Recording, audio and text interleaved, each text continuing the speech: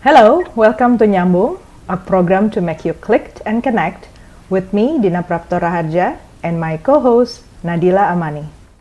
Do you know which country has been supplying weapons to Myanmar, Nadila? Which countries, Budina? Please spill the tea. Actually, many countries supply weapons to Myanmar.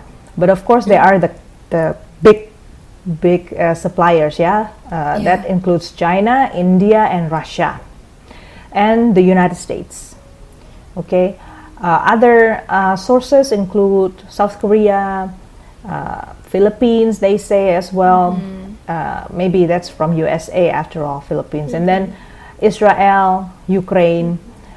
So there are some countries also supplying. But so talking about weapon supply, if you look back at the resolution, at least the countries who used to supply weapons, such as Korea, Ukraine, Philippines, Israel, and USA, are already agreeing to stop supplying weapons.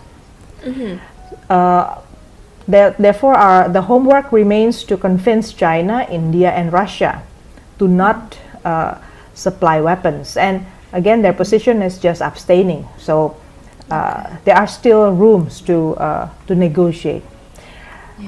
It's now it's no wonder we know that India, China, and Russia abstain. It's all crystal clear now. Yeah. You always have a special direct interest to something so big before you block something, right? Yeah. Anyway, maybe one last point about the resolution is, the statement about making sure that everybody, all parties involved, make sure that the 5-point consensus made in Jakarta by the ASEAN leaders meeting can be implemented. Of course, everybody assumed that Brunei Darussalam, as the chair, has very critical role to make sure that progress can be made. And everybody can go, sad that Brunei Darussalam is abstaining to the voting. And I think worse even, Cambodia, which is the next chair for next year, also abstain. But I think if people recall of what I say last week, ASEAN should change their mindset. What happened in Myanmar is not ordinary daily business. This is not something that can be solved through the regular ASEAN way. And what I mean by regular ASEAN way is just negotiating among each member states, listening to each member state's position, and then making sure that everybody, the 10 member states, would agree to certain position.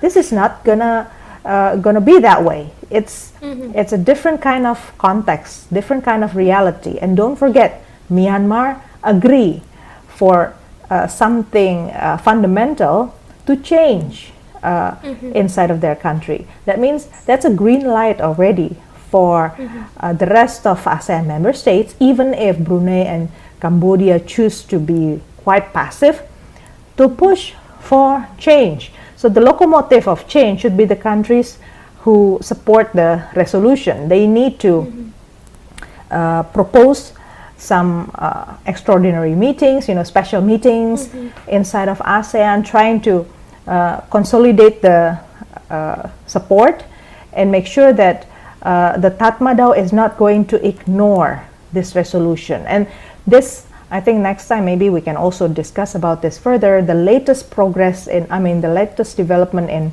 Myanmar is quite concerning because Tatmadaw is doing revenge again to the civilians following this. And they start raiding, attacking mosques and, worship places. So this is really getting out of control and getting Yeah. very, very ugly. So if if the rest of ASEAN member states who was in favor of the resolution doesn't do anything, I don't know what can be done. They should be brave and just, Brunei, you have to do this. Tatmadaw, you just have to stop. That's we require extraordinary measure at this very critical time in our history.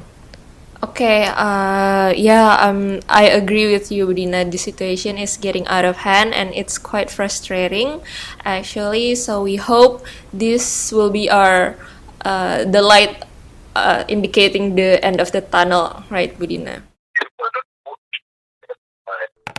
Thank you so much for your support once again. Our podcast is available at YouTube and Spotify at Nyambung with Dina Praptora Harja. Make sure to send us your questions or your thoughts through YouTube comment section. And if you enjoy the episode, don't forget to like, share the link to your community, and subscribe so you make sure you don't miss our contents because we post every week.